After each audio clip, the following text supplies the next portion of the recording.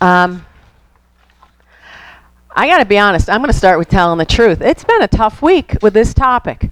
I came up with this topic a little over a week ago. I've been working on a business project, a new business venture that I've been really excited about. And I kind of got stopped on my tracks because of an age-related glitch. And it seems insurmountable, and it really demoralized me. And I thought, aha, we're going to look at ageism. So it went downhill from there because research on the topic really uncovered some disturbing trends that I was not aware of. My own internalized ageism got louder and louder and louder throughout the week, which was good to see. Wasn't aware it was so present. And, you know, I live with 20-somethings. I teach 20-somethings. All my yoga classes are me and 20-somethings. And normally I don't really notice that, but this week that kind of everybody's mom vibe was just getting to me. So here I am. It's an important topic. Let's look at it. It's such a big topic. It's ridiculous to try to do this in 15, 20, 25 minutes, but let's make a beginning. So what is it? What's ageism? Simply put, discrimination or prejudice based on age, okay? Term was first coined by Dr. Robert Butler, a psychiatrist, all the way back in 1969. Now, notably, sexism was coined as a term in 65, only 4 years before that. Huge differences in how these two streams of discriminatory challenge have proceeded. We're a long way behind in the ageism department. Dr. Butler wrote this: ageism can be seen as a systematic stereotyping of and discrimination against people because they are old, just as racism and sexism accomplish this with skin color and gender.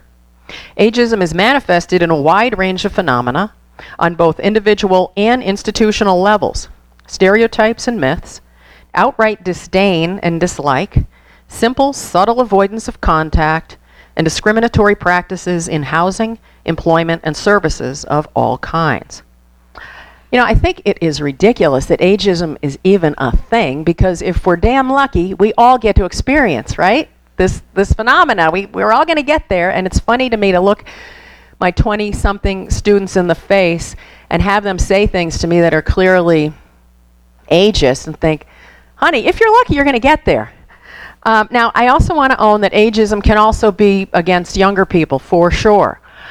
Given that we are swimming in a youth-valuing culture, and I only have a very limited time, I'm not going to go there, but I do acknowledge that that's potentially problematic as well. So, what underlies and drives it? Where did it come from? I think we would all agree that we live in a culture that values, even glorifies youth, physicality, virility, beauty, ability. It's more valued than spirit or mind. I think this can be partially traced back to the Protestant work ethic and the notion that our value lies in our ability to work, to be a cog in the capitalist machine. Our economy relies on us to keep it functional by functioning within it. And as we get older and we're not working, we're seen as less valuable. More currently, I think it's been heightened by the rise in technology and its impact on culture. The digital age has exacerbated a shift in ethics that's been happening for years, for sure. I think it's made it worse. So this values change from depth, experience, wisdom, to speed, superficiality, instant access to information. Our attention spans have shortened. Our pace has quickened. Sound bites, images, memes, social media, aimed at and owned by younger people, furthering the divide between young and old. Ultimately, though, I really think our revering youth bias in culture comes from our own fear of death. Let's face it, we just don't do death very well in this culture. I think it's almost, which sounds ridiculous, but almost seen as unnatural, certainly seen as unwelcome. Look at the Grim Reaper image, okay? This is what's coming for us. A robed skeleton with a scythe. Now, this image came from 14th century Europe, the time of the plague. Made total sense then. Doesn't really make so much sense now. It's a natural and beautiful process that is inseparable from our entire life. Older people are uncomfortably close to death. And we also, I think, have a fear or distaste for that which is in decay, decline, on its proverbial way out as a result of this fear of death. So we attempt to head it off at every turn. Botox, cosmetic surgery, hair dye, endless beauty and procedures, beauty projects and procedures to make us, especially as women, look a lot younger than we are. Viagra, guys, you've just caught up to the let's stay young train. Fitness regimens, diet and supplement fads. If our standard of beauty is frozen at 20-something, it's a really tall order to mimic that at age 50, 60, 70, and beyond. And if we can't look younger, then we are set aside as an inconvenient truth. Images of naturally aging older people in the media are really scarce, okay? Think about it for a moment. Most celebrities and people in the public eye try to appear younger. Okay, I own this. During the Democratic presidential debates, I found myself staring at Elizabeth Warren. I said to my daughter, "How old is she?" She looked it up. She said, "She's 70. I said, "No way, that face and neck have been around for 70 years. She looked younger than me. I'm 60. And I've got to be honest, it made me trust her just a little bit less. Like, what else is she trying to hide? Maybe unfair of me, but I really value the people in the public eye that just are what they are. Negative stereotypes of older people in the media also, if you look at the jokes, it's older people are feeble-minded, crotchety, crabby, grumpy, bitter, prone to falling asleep. There's all these ridiculous, you guys are shaking your head and laughing. It's not funny, though, but it's pretty darn common. So how else does ageism show up in our culture and ourselves? Currently, there's a catchphrase and an internet meme promoted by younger people. It's okay, boomer. Have you guys heard of this? Okay. So it's a pejorative stance used to mock traditionally baby boomer attitudes and ideologies. It has, in the media, it's openly named by ageist as some folks. I honestly think it's pretty silly because the baby boomer generation saw some of the most radical social change movements in U.S. history, and now this stereotypical age is that phrase is being used against boomers as you're too conservative, you're too stodgy, like get out of the way. Okay, boomer. Now, I admit that the younger generation has to find ways to step into their own power, to take over, to create needed change, absolutely, but I think it can be done without identifying an entire demographic, lumping them into one thing, and like kind of eye-rolling and making fun of the situation. I just don't find that helpful. So let's look at age discrimination in employment. There's some sobering statistics I found. It takes someone over age 55 an average of 3 months longer to find a job than a younger person. 64%, that's 2/3, of workers in America have reported either seeing or experiencing age discrimination in the workplace. Only 29% of older workers that are close to retirement age say they have enough money to retire. So you put these statistics together and you come up with challenge, some level of impoverishment that isn't the goal of the person trying to retire and have a decent rest of their life. Now, the Age Discrimination in Employment Act did away with mandatory retirement in 1967, but there are many ways employers can and do get around that. My dad was forced into retirement from his decades-long professional career at age 60. That was years after the law was passed. I remember this clearly because it was devastating for him and his identity, his own sense of who he was as a person. It harmed their finances. He was replaced by a much younger person at a much lower salary. I recently got replaced at a college I teach for online by a woman in her 20s. Now, I was told it had to do with the residency, but others in my situation have not had this happen to them. And I've been working there for 5 years now, and several of us have noted ageist practice in hiring and advancement at this college.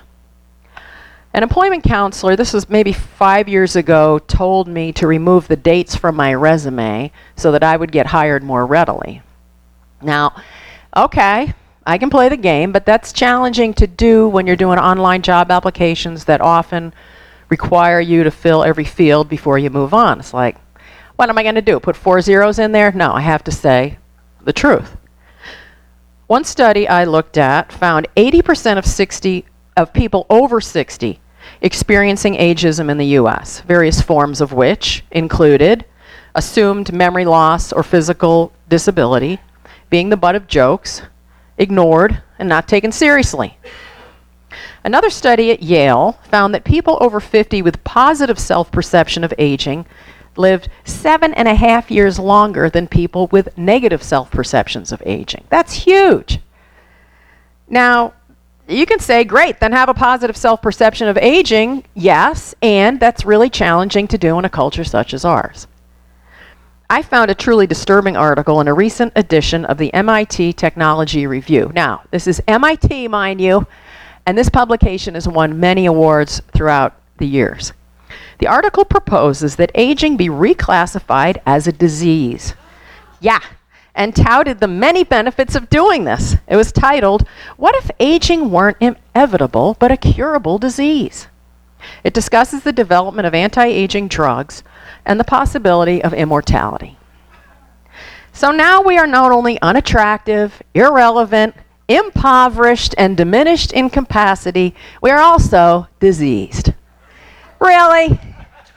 I don't think so. So, what are we going to do about it? As with most things, I think we need to start with ourselves, right? Begin with rejecting the lie that aging is, by definition, wholly a journey of loss. And get in touch with the truth of who and what we really are.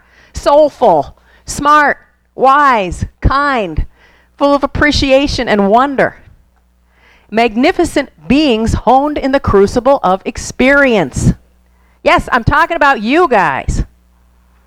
Drop the obsession with physical deterioration and focus instead on that inner joy that took us decades to cultivate. On that lightness of spirit and heart we didn't have as younger people. I know I didn't. This took me practice, time, to find out what is really inside me and to bring it out. We've earned our brilliance, and it is a gift to the world. And I do think Rumi really nailed it. The robe of appearance is only alone. Your lamp was lit from another lamp. So what's your essence? How can you bring that gift of who you are and what you know to be truth into the world in any kind of fashion? And no, it doesn't have to be a big, life culture changing event. It could be, a smile to somebody, a sharing of what you know to be true with somebody who needs it. We do it all the time with people we love. We also need to stop giving each other ageist commentary. It's really easy to do. Oh, you look great for 70. Nah. How about just, you look great, period, and leave it. Oh, but wait till you hit 80. So many friends of mine, when I was in my mid-50s, said, oh, wait till you hit 60. It's like, oh my God, what's going to happen? And so far, nothing has happened. I'm okay. Aging isn't for sissies. You're too old to do that.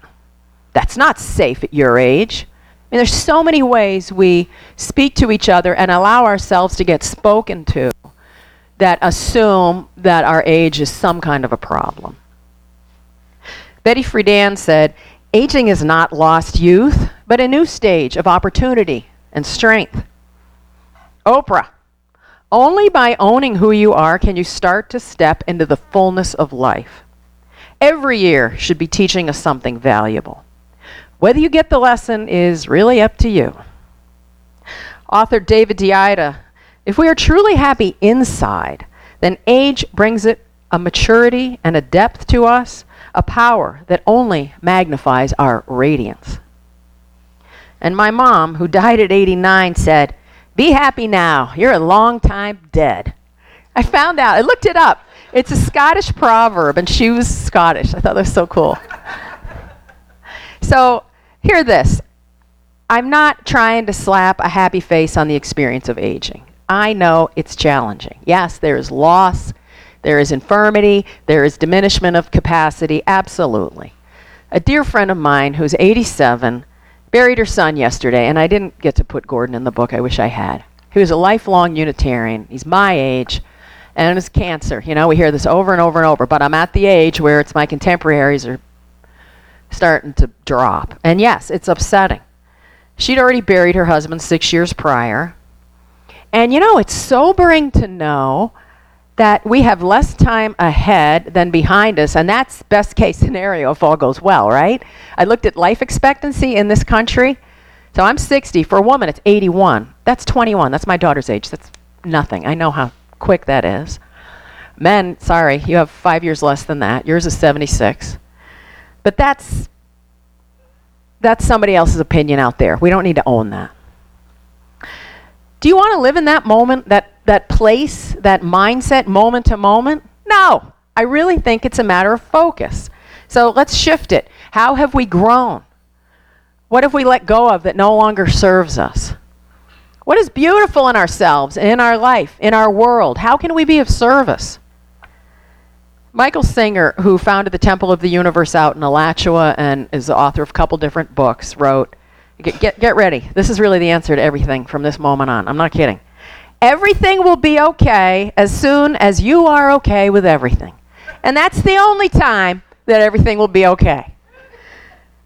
So I really think it's a choice, and it's one that we get to make over and over and over. Am I okay with this gray hair, these wrinkles, these spots, this cellulite, this tiredness? Yeah, I'm okay with that in this moment. Maybe not 10 minutes from now, but right now I'm okay. And for me, it's been practice. We need to have conversations with each other about the impacts of ageism on our lives and how we can ameliorate them. Quit dismissing each other with, it's just the way it is. Do anti-ageism work at All Souls. Get the UUA to take on anti-ageism campaigns as it has with anti-racism and the Welcoming Congregations program. You know, I emailed Kevin because I looked up online, UUA, ageism, virtually nothing. Really? Recognize that ageism is just as hideous as racism or sexism and refuse to tolerate it in our families, friendships, and our communities. We would not keep quiet if people around us were using the N-word, were openly racist or anti-Semitic or homophobic, so don't put up with ageism either.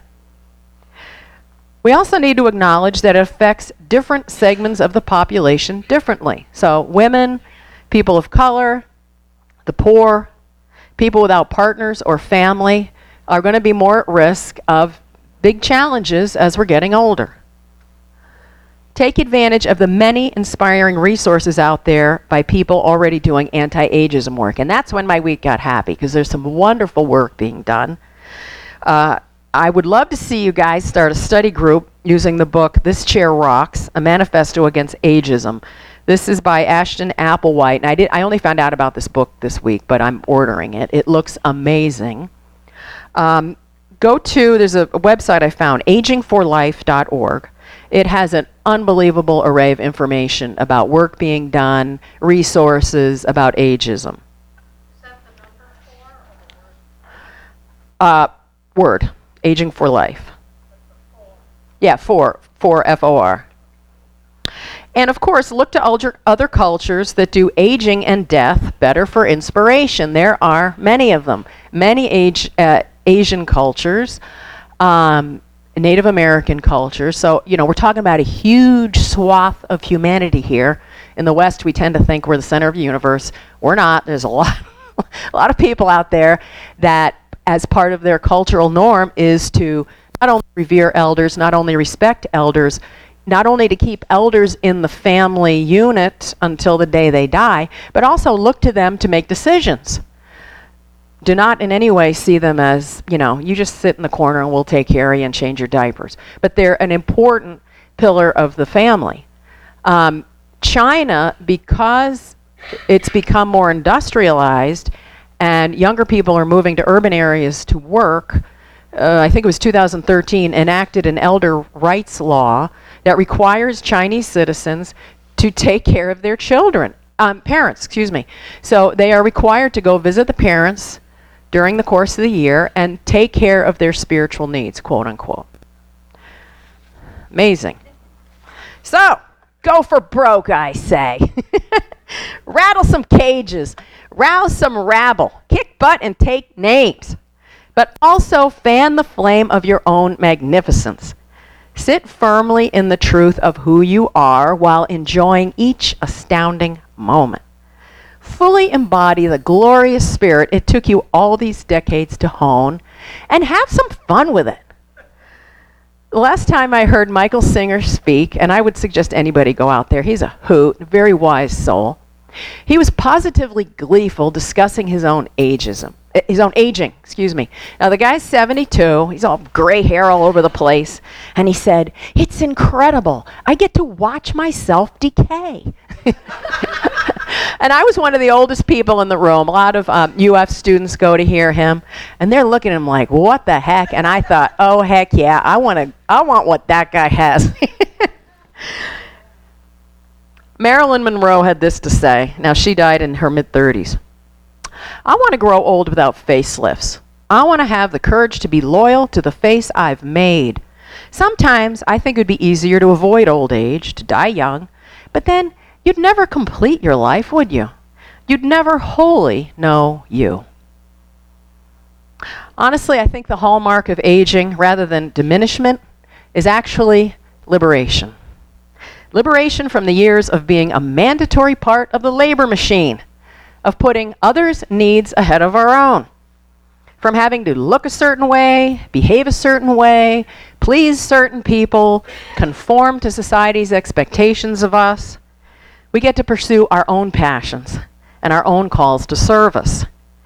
The great thing about becoming invisible as an older woman is I get to do whatever the heck I want. Now, when I told my younger female students that you get invisible as an older woman, I could still see their faces. They were horrified. And I thought, oh, you have no idea how fun this is. I skinny dip in glacial meltwater. I sing out loud in grocery stores. I laugh at my own jokes. I wear pajamas in public. Nobody cares. Nobody even looks at me. It's hysterical. I'm going to end with an anonymous Facebook post I recently found on a friend's page. "I am a senior teenager. I have everything I wanted as a teenager only 60 years later. I don't have to go to school or work. I get an allowance every month. I have my own pad. I don't have a curfew.